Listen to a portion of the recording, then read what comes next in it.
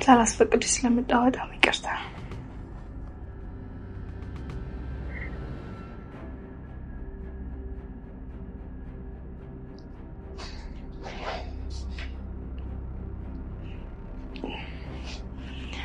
ስላስራብኩሽ በጣም ይቅርታ አድርጊልኝ።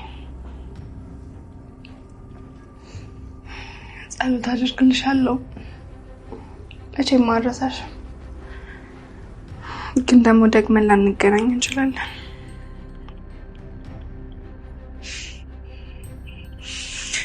በጣም ይቅርታ። ቢና ስጨርሺ ሳህን እንወስዳለሁ።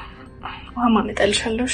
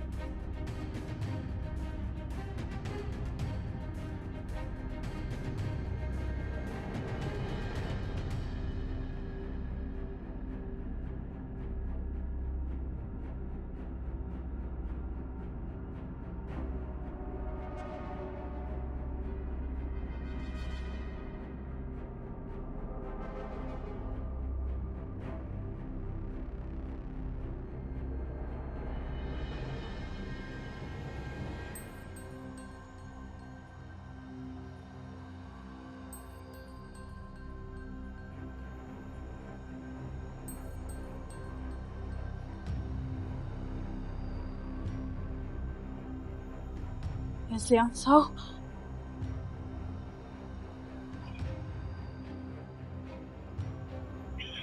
ገዜ ለምን ስልክ አታነሳም? እየመጣው ነው። ጉድ ተፈጥሯል። አልቆልናል። ትሁት ስለናቱ ሞት እንዲያጣራ ደጋግማ የነገረችው ናቲ በሰማው ነገር በጣም ጥርጣሬ ውስጥ ገብቷል። በስራ አጋጣሚ ቤት ውስጥ በሌለበት ስለሞተችው እናቱ አሟሟቷንና መንስኤውን ማጣራት እንዲሁም መጠየቅ ጀምሯል። ነገር ግን ገዛኸኝም ሆነ ባለቤቱ ቤቲ ስለ ነገሩ ለመናገር ምንም አይነት ፍላጎት አልነበራቸውም። ናቲም በዚህ ነገር እስከዛሬ ያላሰበው አይነት ጥርጣሬ ውስጥ ገብቷል። እናቱም ታማ ሳይሆን ተገላ እንደሞተችም አስቧል። ይህንንም ለማጣራት እንዲሁም እየተሰማው ያለውን ብሶት ለመተንፈስ ሲልም እናቱ ወደ ተቀበረችበት ቦታ ሄዷል። ከረፈደም ቢሆን ያንን ያወቀችው ቤቲም ነገሩን ለገዛኸኝ አሳውቃ ናቲን እዛ ቦታ ሳይደርስ ለማስቆም መሞከር ጀምረዋል። አሁን ላይ ችግር ውስጥ የገቡት ገዛኸኝና ቤቲ ብቻ አይደሉም። ትሁትም ብትሆን ትልቅ አደጋ ውስጥ ነው ያለችው። በነገሮች ተጨንቃ የዓለምን ክፍል ቁልፍ ከነበረበት ቦታ ሳትመልሰው ወደ መኝታ ቤታ ሄዳ ከኪሷ ተንሸራቶ ወድቆባታል። ካስቀመጠችበት ቦታም ያጣችው ቤቲ ተጠራጥራ ስትፈትሽ ትሁት ክፍል ውስጥ አግኝተዋለች። ከገዛኸኝ ጋርም እዛ ክፍል ውስጥ መግባት አለመግባቷን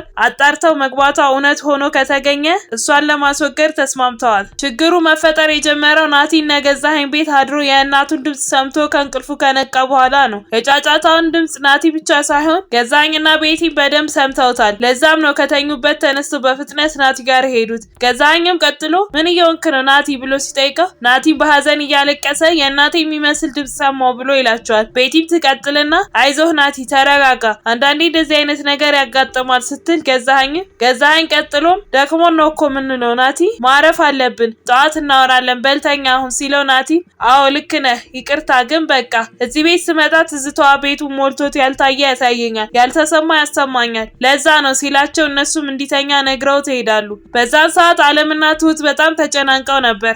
ገዛኸኝ ወይም ቤቲ ወደዛ ክፍል እንዳይገቡ እንዳሰቡትም ገዛኸኝ ወደዛ ክፍል ለመግባት ሲል ቤቲ እንደዛ እንደማይሆን ነግራ አሳምና ወደ መኝታ ቤታቸው ይዘው ትገባለች። ሁሉም መግባታቸውን ያረጋገጠችው ትሁትም ቀስ ብላ ተነስታ ወደ መኝታ ቤቷ ትሄዳለች። በነጋታው ጠዋትም ነው ትሁት ከእንቅልፏ ስትነሳ መኝቷን እያነጣጠፈች ባለበት የዓለም ክፍል ቁልፍ ይወደቀባት። በዛን ሰዓት ገዛኸኝ ወደ ስራ ሊሄድ ሲል ናቲ እንዳልተኛ ይመለከተውና ወደሱ ጋር ሄዶ ማውራት ይጀምራሉ። ገዛኸኝም ቀጥሎ ማታ ረበሽከን እኮ ሰክረ ነበር አይደል ብሎ ሲጠይቀው ናቲም አረ የምን ስካር፣ ያው ሁልጊዜ እዚህ ቤት ስመጣ የእናቴን ድምጽ ነው የሚሰማኝ ሲለው ገዛኸኝም በንዴት ትሰማኛለህ፣ የእናትህ ድምጽ እዚህ ስትመጣ ከሆነ የሚሰማ በቃ ደግማ አትምጣ ብሎ ሲለው ናቲም እንደዚህማ አትበለኝ፣ ይሄ ለኔም እኮ ቤቴ ነው ነው ትሰማኛለህ? እኔ እኮ መቼም ቢሆን ለራሴ አላንስም። ያንተም ገንዘብ ያመጣሃትን ሴት ተንከባከብበት ብሎ ጥሎት ይሄዳል። በዛ ሰዓት ወደ ተዘጋው ክፍል ለመግባት ፈልገው ካስቀመጡበት ቦታ ያጡት እነ ቤቲ ትሁት ጋር ካለ ብለው ለማየት ወደ ውስጥ ትገባለች።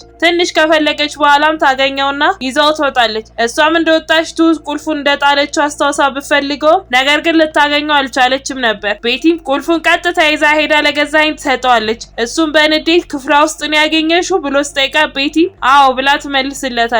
ገዛኸኝም ትንሽ ሀሳብ ካደረገ በኋላ ይሄንን ነገር በፍጥነት መጨረስ አለብን፣ አሁን እንውጣ ይላትና ተያይዘው ከቤት ይወጣሉ። ትሁት ክፍሏ ውስጥ ስላጣችው ተጨንቃ ሳሎን ሄዳ መፈለግ ጀምራለች። በመሀልም ናቲ መጣና ሁኔታዋን አስተውሎ ትሁት ግን ደህና ነሽ? የሆነ የደበቅሽኝ ነገር አለ አይደል ሲላት ትሁትም ይኸውልህ ናቲ አንተ ቢያንስ ጤነኛ ነህ፣ አይምሮ ያስባል፣ ምንም ነገር ማድረግ አያቅትም፣ ትችላለህ። ስለዚህ በቃ አይምሮውን በአግባቡ ተጠቀምበት፣ የምታየውን የምትሰማውን ነገር በሙሉ ተጠራጠር፣ ከዚህ በላይ እኔንም አታስጨንቀኝ ብላ ጥላው ትሄዳለች። ተያይዘው ከቤት የወጡትም ገዛኸኝና ቤቲ ስራ ቦታ ሄደው ማድረግ ስላለባቸው ነገር መመካከር ጀምረዋል። ገዛኸኝም በንዴት አሁን የሚታየኝ ያለን አንድ አማራጭ ነው፣ እሱም መግደል ብቻ ነው ሲላት ቤቲም ደንግጣ እንዴ ቆይ ግን ምን እያልክ እንደሆነ ታውቀዋል? ገዙ ይሄ ነገር እኮ ያስጠይቀናል፣ እንደዛ አይሆንም ስትለው ገዛኸኝም አታካብጁ ከኛ ጋር ወጣለች ማለት ነው እኮ፣ ቆይ ሌላ ምርጫ አለን? ከአንቺ ጋር መፍትሄ አለ ሲላት ቤቲም መጀመሪያ እዛ ክፍል መግባቷን እናረጋግጥ፣ ከዛ ከገባች በቃ ምንም እንዳትተነፍስ ማድረግ ነው፣ ወይ ደግሞ ቤተሰቦቿን እንድትጠይቅ እንፈቅድላትና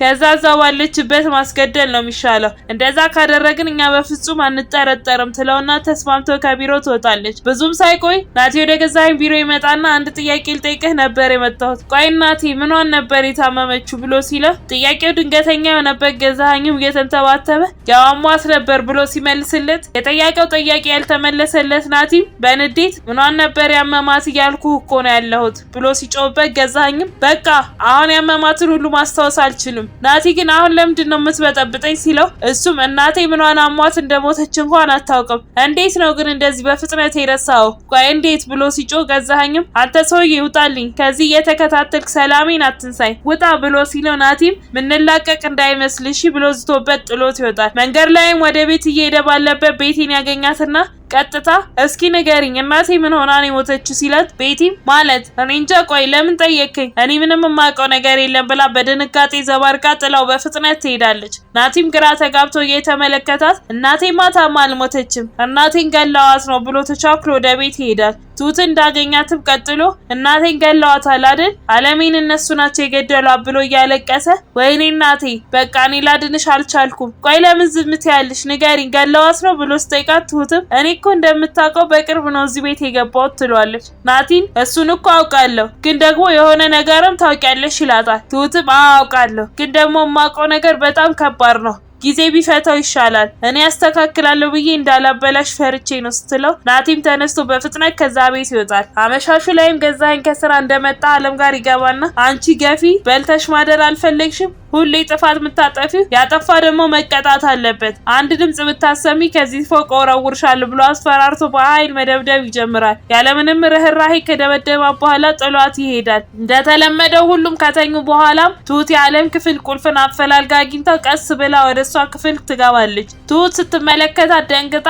አለሚ ምንድን ነው ስትላት እሷም አንድ ነገር ላስቸግርሽ ትሁት እባክሽ በቃ ወደዚህ ክፍል አትምጪ ልለምንሽ፣ አንቺ ልትረጂኝ አትችይም፣ ግን በቃ እንዳልኩሽ አትምጪ፣ ለኔም ስቃዬ ይቀንሳል፣ ልጄ ጋር እስክተኛ ጓጓለሁ፣ ግን በጅብ ተበልቼ አይደለም፣ በቃ አሁን ሂጂልኝ ስትላት ትሁትም ተነስታ ትወጣላታለች። ትሁትም በነገሩ አዝና ስቅስቅ ብላ እያለቀሰች ባለችበት ቤቲ ትመጣና ምን ሆነሽ ነው ትሁት ለምንድነው እያለቀሽ ያለሽ ስትላት ትሁትም አይ ደህና ነኝ ምንም አልሆንኩም ትላታለች። ቤቲም እሺ በቃ ግን ልታናግሪኝ ከፈለግሽ አለው ትላትና ጥላት ትሄዳለች። ከትንሽ ቆይታ በኋላ ማንም በሌለበት ናቲ ወደ ቤት ይመጣና ቀጥታ ወደ ገዛኸኝ መኝታ ቤት ይሄዳል። ትሁትም ታስቆመውና ወዴት ነው ብላ ትጠይቀዋለች። ናቲ ወደ መኝታ ቤት ነው ማጣራው ነገር አለ፣ ቆይ ለምን ታስቆሚኛለሽ? ቤቴ እኮ ነው ሲላት ትሁትም አውቃለሁ ግን ደግሞ በቃ ቤትህ ከሆነ እነሱ በሌሉበት መተህ ልትፈትሽ አይገባም ስትለው ናቲ ቆይ ማንም አይረዳኝም ማለት ነው?